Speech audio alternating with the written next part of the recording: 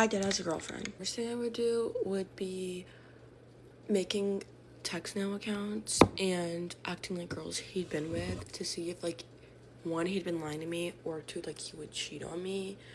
And this ended up being, like, pretty smart because he, like, did tell me the details of, like, his previous, like, talking stages in relationships. The next thing was, if he was at, like, a frat party without me, I would call the cops on it, just because I know how they are, and, like, people are all dancing on each other, and, like, there's drugs and alcohol there, so I would call the cops on every single one.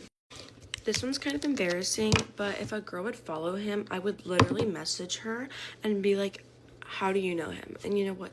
That's why I'm going to therapy, so I don't do that anymore. But it low-key was unpatched, and it works a lot. So if you guys have suspicions, most of the time it was right. I'm not even gonna lie. Like, it is kind of crazy, but, like, girls would follow him on Instagram. And, like, normally, like, girls don't just follow guys on Instagram unless they think they're hot or, like, they're talking to them. So I would message them on Instagram.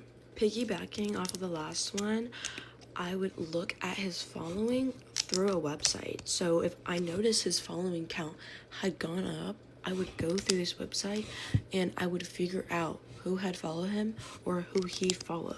A lot of these things were just due to lack of trust, because the trust had been broken on because I had been cheated on, but I still wanted to stay. But it honestly just made me react even, like, crazier. Let me know if you guys want a part 2.